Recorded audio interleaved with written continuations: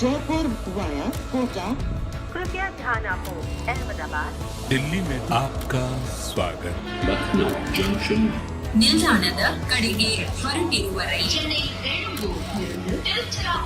Hyderabad को 50 express पॉलोबोसी station Netaji भवन कृपया ध्यान दो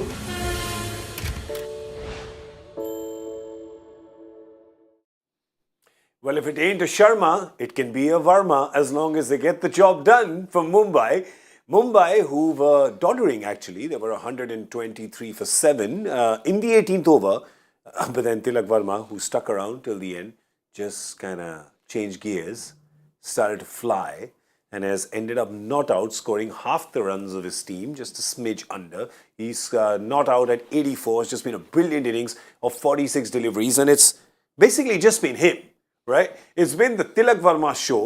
Didn't get too much support except right at the end from Arshad Khan. But otherwise, the rest of the batters, they just couldn't get going. We're not going to talk about them. We're going to talk only about Tilak because there was a time where it looked like Mumbai would wrap up for about 135, 140. But he's taken them to some respectability with that score. You're watching Cricbuzz Live. I'm Gaurav Kapoor. With me, Bhattacharjya and Micheal Vaughan. Gentlemen, in 50 words or less, how impressed have you been with young Tilak Varma? Joy, we'll start with you.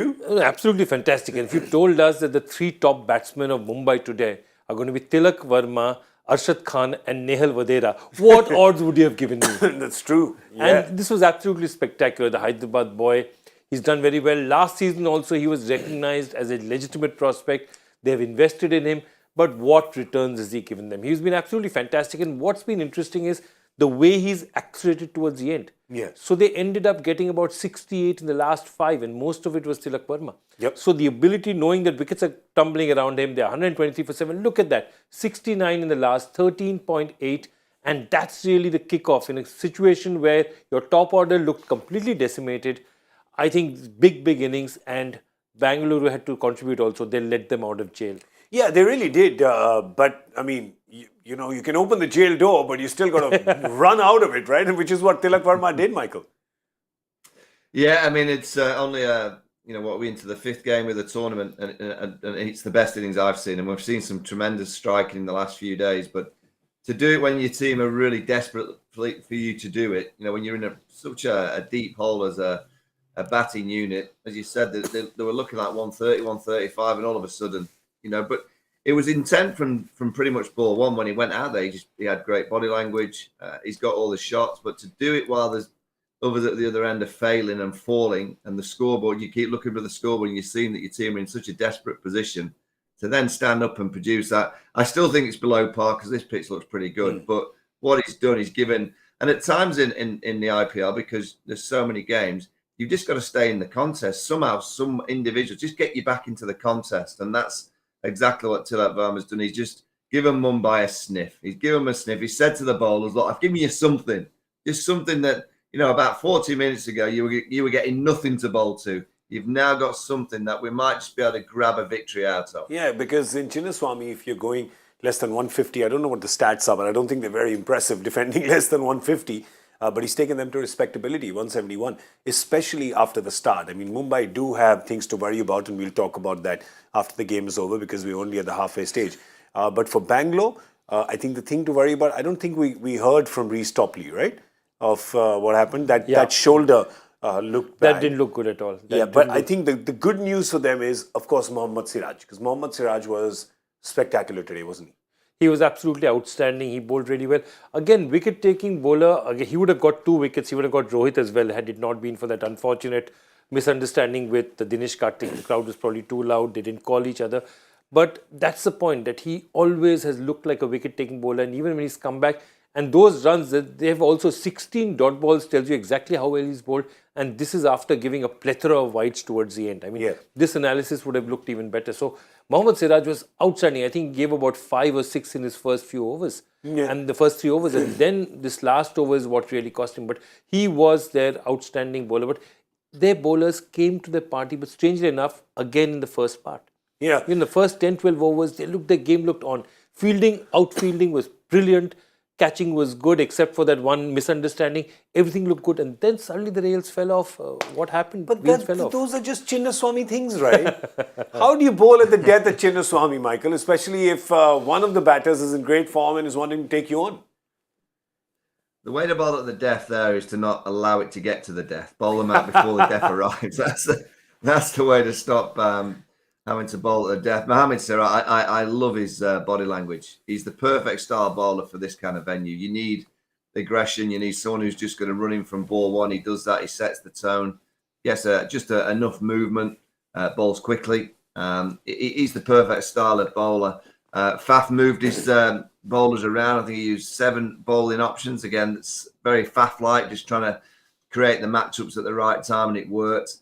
In the field, they were excellent until the last few overs. But, you know, I think Faf will be delighted. I think at the start of the innings, he'd have said, yeah, we'll take that. I guess halfway house, he'd have been thinking 130, 140.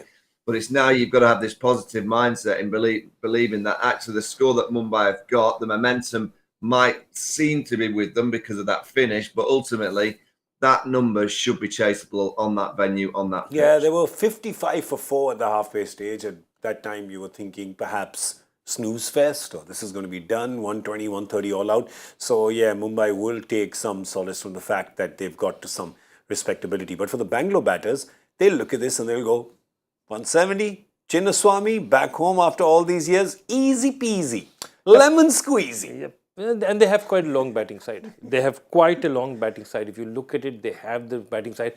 Of course, Virat Kohli returning finally to the place where he scored thousands and thousands of runs. Yeah, 2,346 of them, to be precise. But who's counting? A lot of runs, basically.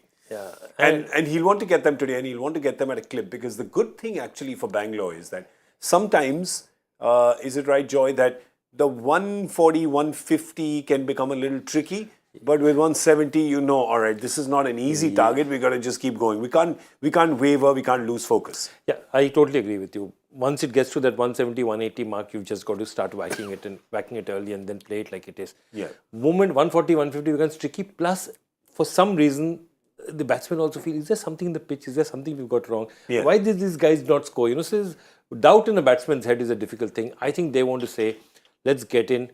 Faf and Virat, their best 2 batsmen, are right up front and say, let's dominate and finish this as fast as we can. Of course, on the other side, there are some rockets that will be bowled by Jofra Archer. Right? Jofra Archer was picked up before the previous auction. Of course, was injured last year, so couldn't play. Bumrah was operating alone. This year, Archer's there, but he's operating alone because Bumrah's injured. I don't know why these two can't sort it out between themselves. But anyway, he played for the Mumbai team in the SA T20 as well.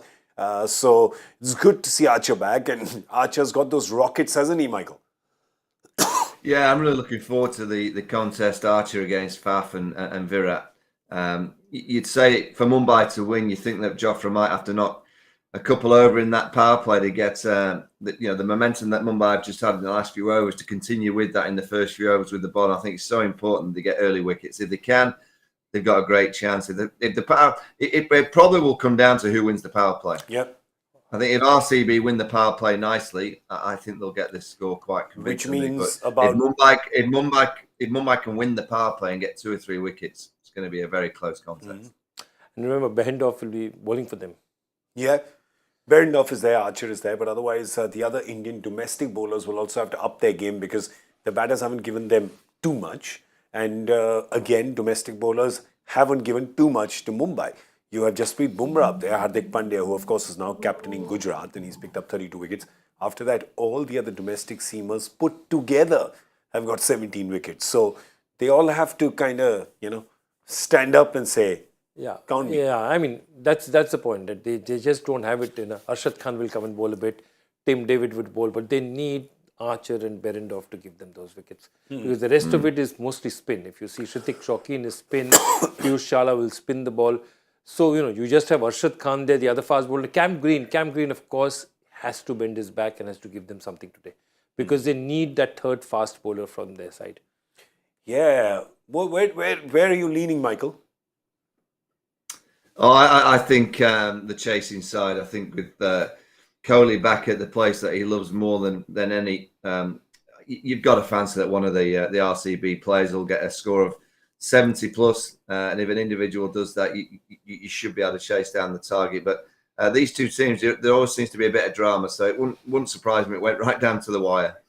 Yeah, there's always drama with these two teams. There's drama at this venue. There was some drama when, like you said, when Dinesh Karthik and Mohammad Siraj collided. But you're right, the ground is really loud. I think what Virat Kohli has to do is make a public service announcement to the Chinnaswamy ground, saying if the ball goes up in the air, keep quiet.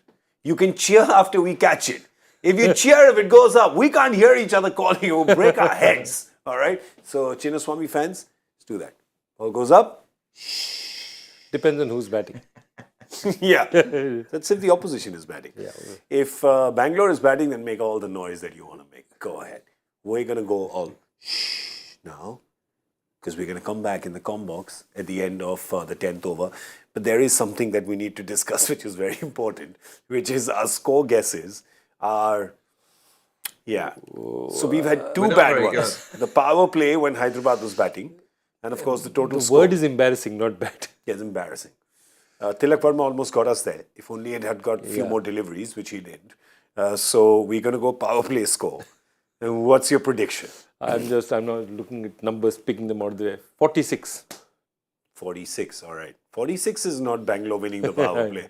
I don't think it is. Michael, you? 42. He's lowballing me. You're going even lower. So Bangalore's definitely not winning the power play. All right, I'm going to go slightly higher. I'm going to go 53. Is Glenn Maxwell as well? Is Glenn Maxwell opening? No, they're not going to open with Maxwell. They're opening with Virat and Faf. Yes, they're going to open with Virat and Faf. That's what it's going to be. All right, so that's what Bangalore has to do. And their fans, of course, are there, very excited. They want the win. They want Virat to take them to the win because they've been starved of watching their champion performer play at the home ground. And you know they're big fans. I mean, just for the unveiling of the jersey and the Hall of Fame, etc., you had, I think, about 20,000 people, 50,000 people in the ground. So, you know they're big fans and hopefully they're in for a treat today. But for Mumbai fans, they're going to say, wait a second, we came 10th last year, we need a win. I just want all of you to be happy. So if I was a way to give all of you 2 points, I would do it. But I'm not in charge. I'm only in charge of the show. And I say it is time for it to end now. Thank you, Joy. Thank you, Michael. Thank you for being here. It's dinner time for us. Maybe time for a Sunday roast for Michael. And we're going to feed ourselves and come back to feed your soul on Cricbuzz Live at the end of this game. Zyada bol gaya.